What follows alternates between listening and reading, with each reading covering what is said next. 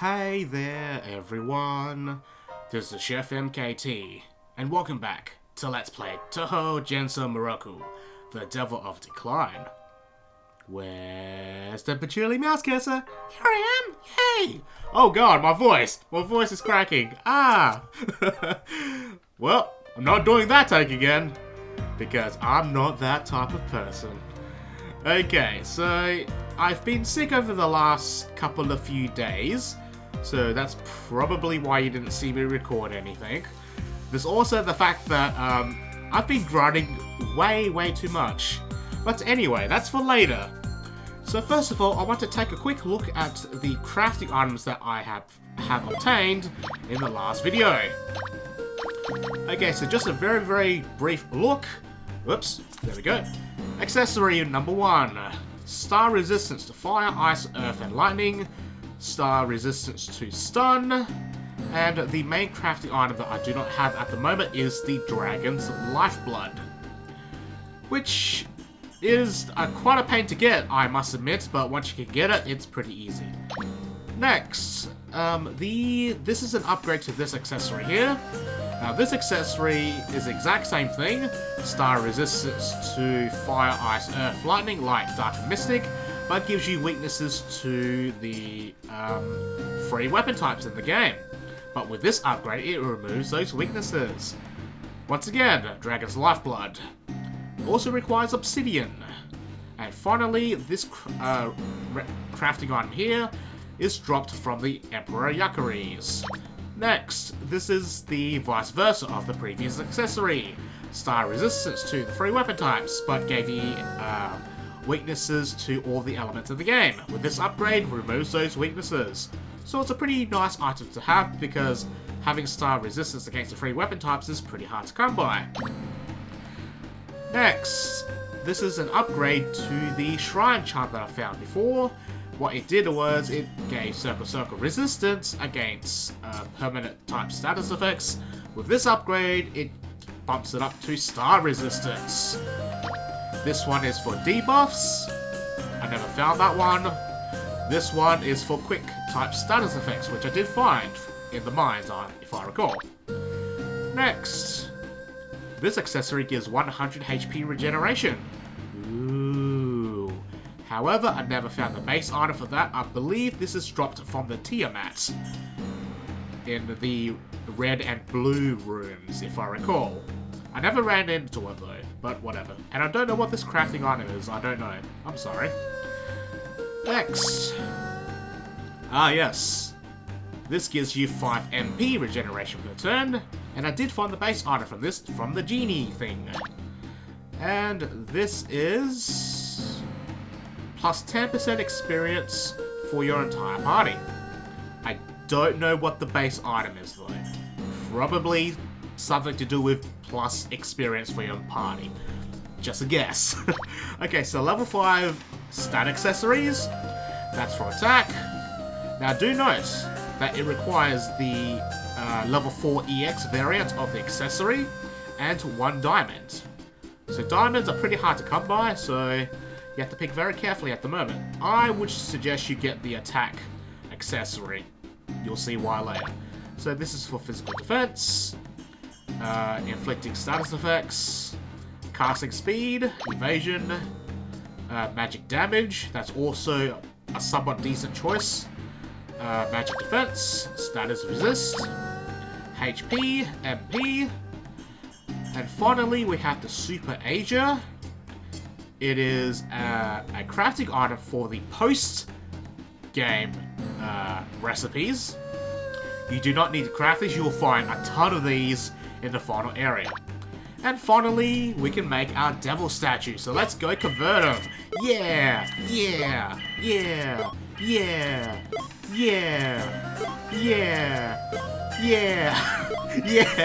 I found so many of those things. Okay, so what I suggest you do is just upgrade everything possible. So, first of all, upgrade your weapons. Kusanagi sword, upgrade. Shields, upgrade. Shield, upgrade. Aegis shield, upgrade. A muscle, upgrade. Gold armor, upgrade. This thing, upgrade. This thing, upgrade. Yay, hoorays. Okay, so with that settled, let's go to the final area and let me show you my process of my grinding. Oh yes, we are so going to do that. Alright guys, here we are in the final area of the game with my party setup. This is basically stripped down to the bare bones. So any additions that you make will only pretty much further improve your effectiveness in grinding. Alright, so let's take a look. First of all, party formation, extremely important. Now this is why. It's because of Rapid Stream. Now let me explain the mechanics of Rapid Stream. So what Rapid Stream does is that it will make your entire party go first. However, the order in which your characters take their turn during that time is dependent on the party formation. Right. So let's take a look at the most obvious example. A formation like this. So if I use Rapid Stream, the character that will go first is given in terms of priority based on the positioning. So the priority goes like this. The character that is to the right of the party is given priority, and then the second level of that is basically towards the bottom, going down. So in this case, if I use Rapid Stream, Sunny Milk will take their turn first, then Utsuho, because she's still on the right hand side, but she is above Sunny Milk. Now we will go to the left, Rainbow will take her turn next, and then when we go to the left, Mako will take her turn next after Rainbow because she is on the bottom, and then Byakuran will have her turn going last. Right, so that's how Rapid Stream works in terms of ordering. This is the formation that I'm going to use, right? Now you'll see why in a second. Okay, so let's take a quick look at my actual party formation.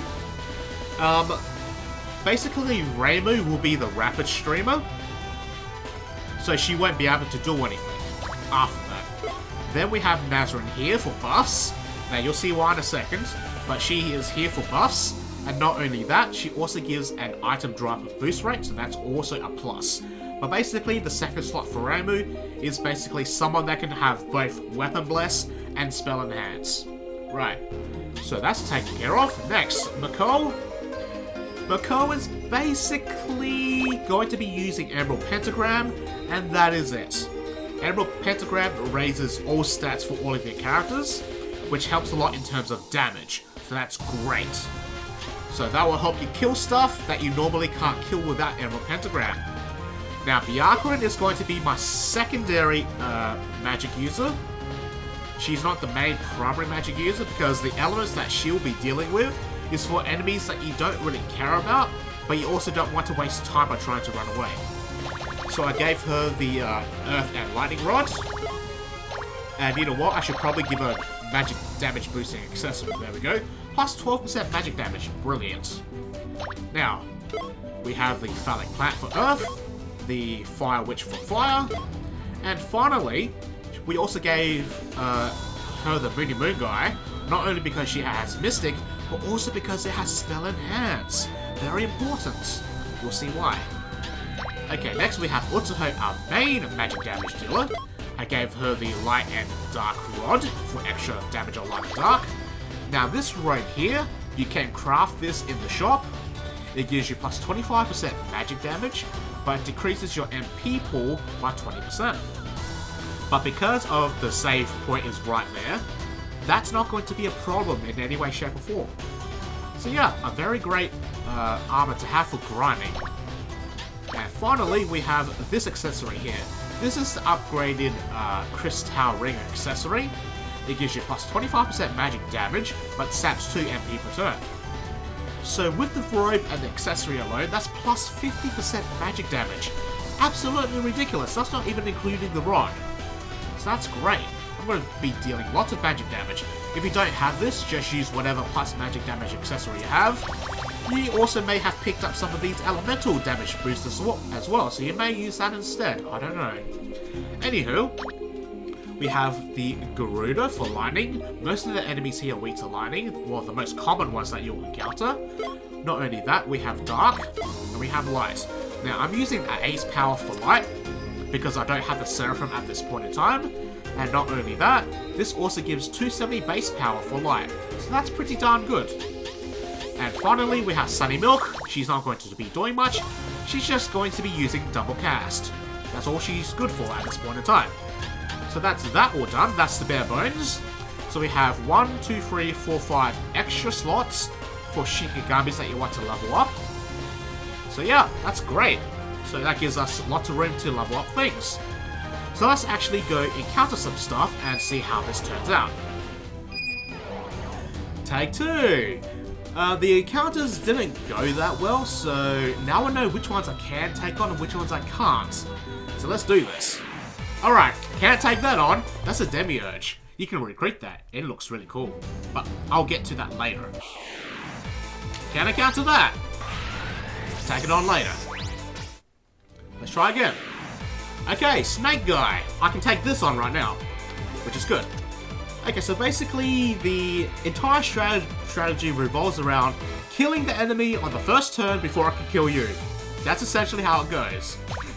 Alright, so let's use Rapid Stream, which is, yep, nothing. Alright, so Byakuren, we use Spell Enhance on my Utsuho. Mako will use Emerald Pentagram. And Utsuho will have the Light Attack. Beautiful. And finally, Double Cast. So do note the order of the characters. Sarami used Rapid Stream, then it was Sunny Milk that used Double Cast. Mako uses Emerald Pentagram. Next will be Byakuren with Spell Enhance. And then finally, Utsuho will nuke the guy. So this Snake Guy doesn't really drop anything too interesting. So beautiful, so we can take that on very easily. So that Snake Guy drops a sword. Oh, my witch learns a new passive, and I don't know what it is, but I assume that's plus 10 chance to land Scorch. Yep, that's what it was. And Ace Power has upgraded HP regeneration when light is active. Okay, so that's one guy down. That's fine. I can take that on. And that guy killed me before I could run, so let's try that again. So there's 2 more guys you can encounter in this area that you can kill at the moment, and that's not it. Oh, there's one. Okay, so this is Darkness. So, okay, here is why I gave Ramuh the Nazarene. This is a prime example of why I gave this one. Okay, so, as you may know, my Byakuren is the one that has the Earth, because this guy is weak to Earth.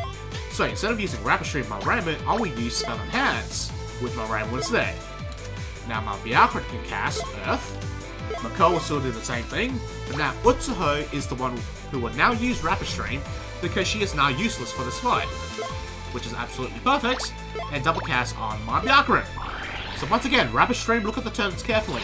Ramuh is to the right, so she goes first, then it's Sunny Milk, because she's on the bottom, then Mako, and then finally Byakuren. So with this guy here, he doesn't drop anything too interesting. He drops an axe, but you can't recruit him, so, you know,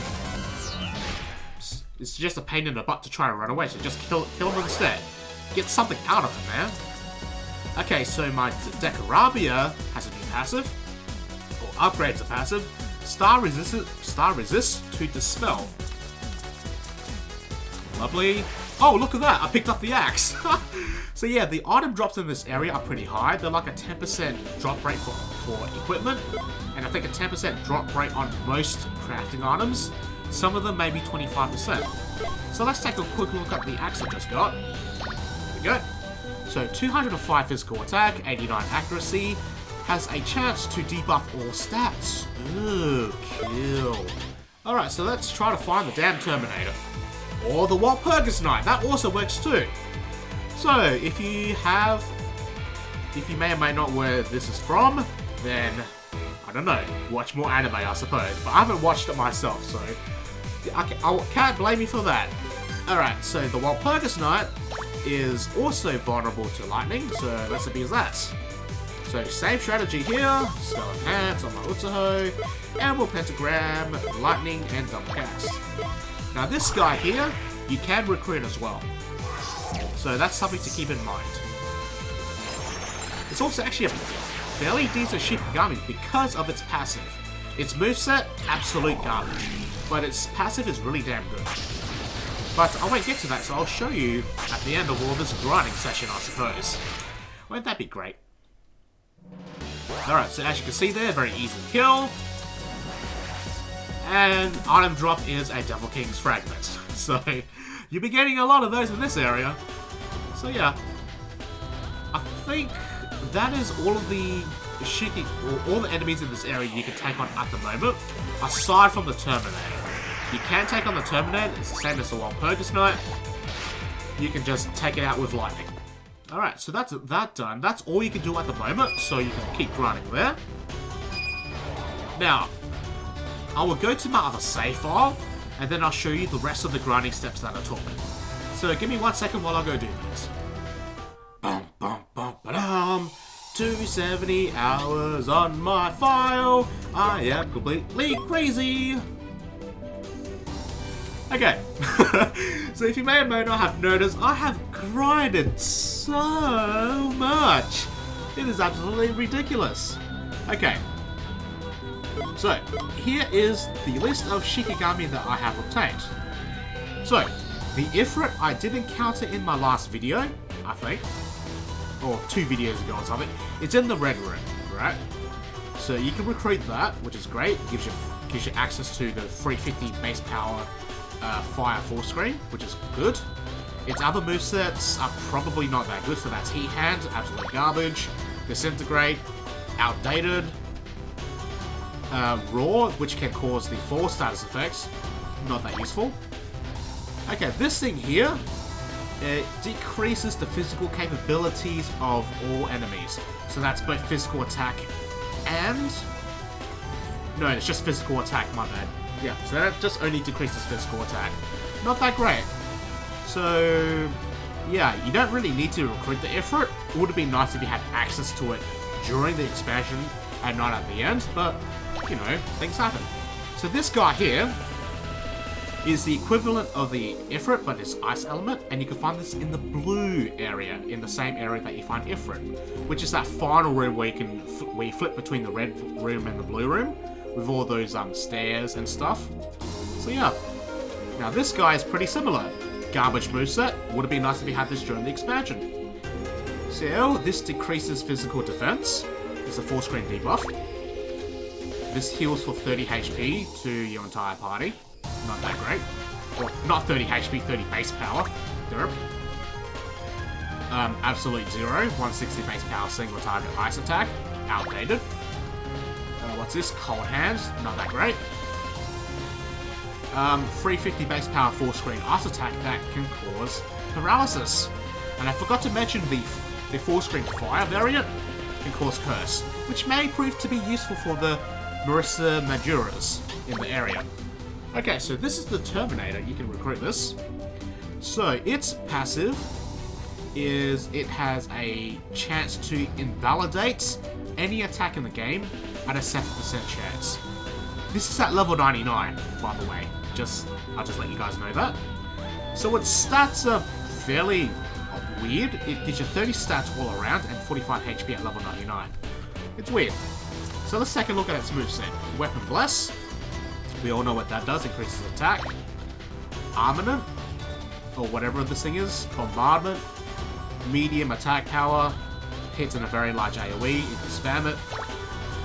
Okay, this thing here, this is the Terminator's charged attack. So it takes 1 to charge up and it'll use this. So it has a large plus power, hits pretty much full screen, and can cause instant death. I think this is called I'm not even gonna bother trying to translate that. Okay, this is the field effect that prevents healing. And finally, it has Vortex. Alright. This is the Wild Purgus Knight. So, I mentioned before that its passive is really good, and it is really good. So it gives you starve resistance to everything. Pretty good. But that's only at level 99. It starts off as circle resistance to all, then it upgrades to circle resistance at like level 70, I think. So you have a lot of grinding to do to get it to the star resistance, which is what you want. But on the downside, it only gives you 10 HP, 10 MP, and its moveset is garbage. So let's take a look. This is Remove Field, useless. This is Fire Chase, useless. Sword Chase, useless. Missile, useless. And it has this thing. This is its charge move when you fight against it in random encounters. It is an extreme large power, or yeah, extremely large physical dark attack, full screen. And that's about all it does, I think. It says something about like ignoring resistance or something, but I don't think that's actually true. Its damage is pretty weak.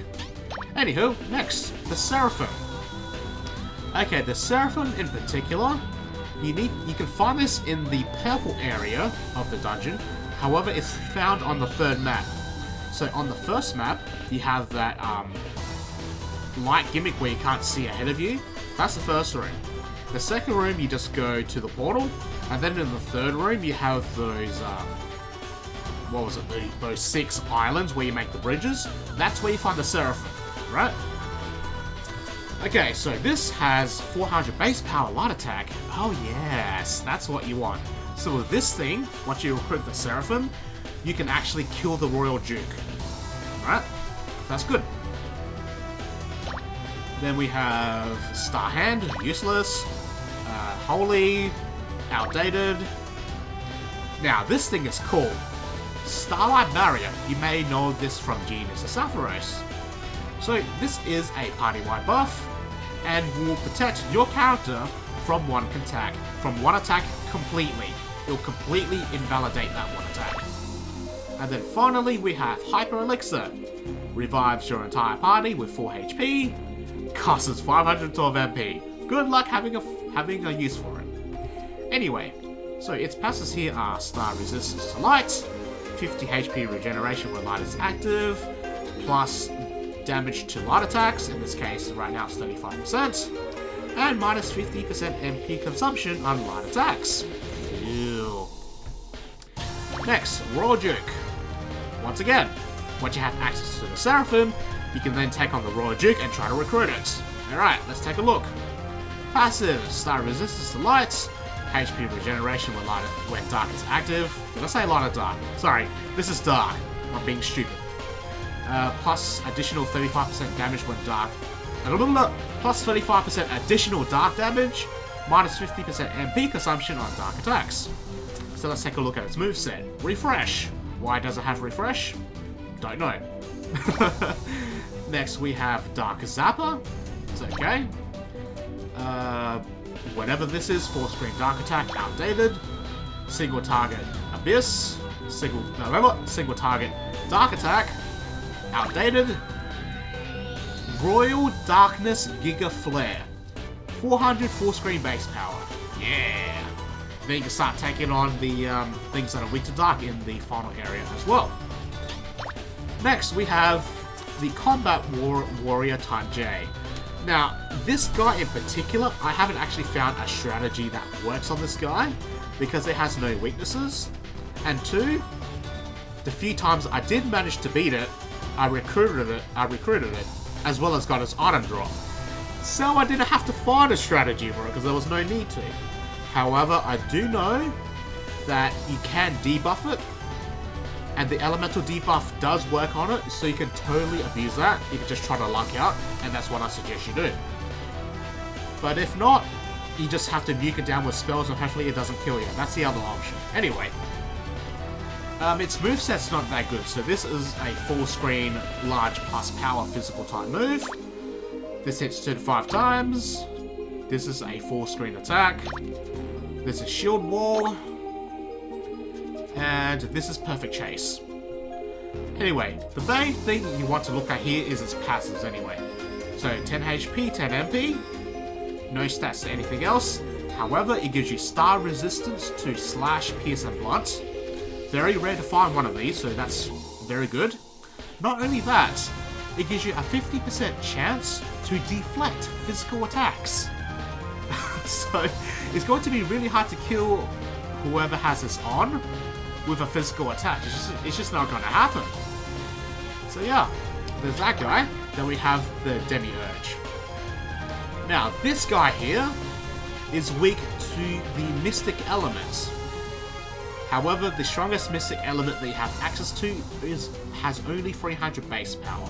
So I'll show you how to deal with the Demiurge and the Dragon, which is this guy here, in this next part after I explain everything else. Okay. Anyway, this guy here is very interesting. Very good overall stat gains. It has star resistance to fire, ice, earth, lightning, light, and dark. Very good. Gives you plus 30% damage to those elements as well, which is ridiculous. Not only that, it has a minus 50% MP consumption on anything you use. Oh my god. Talk about efficiency. Anyway, so this is the physical attack that adds lightning to it. It hits pretty much full screen. This is the earth variant, so this adds earth element to your physical attack, hits in the AoE. This is the ice variant, so it adds ice to your physical attack and hits a single target, has large minus power. This adds fire, hits in a horizontal line. And then we have its ultimate attack, the Yaruda Bolto. So what does this do? It's 300 base power, single target, one turn cooldown. Here's the catch. You can select fire, ice, earth, lightning, light, or dark. You can pick any of those elements. So essentially it renders every elemental based Shikigami completely useless because you have access to this. Why would you use anything else? Not only that, you have plus 30% bonus damage on top of it, and it only costs 15 MB because of its passive, and it only has a one turn cooldown, which is ridiculous. So yeah, this is a very good Shikigami to get. And finally we have the Dragon at level 95, which gives you like over 100 HP stat gain, which is ridiculous. Anyway, let's look at its passives. Star resistance to fire, ice, earth, and lightning. Plus 15% damage on fire, ice, earth, and lightning. And circle resistance against quick types and status effects. So, this is Dragon Breath. 450 base power magic attack, full screen. It has no element to it. So even though nothing resists it, you can't boost the damage on it very easily either.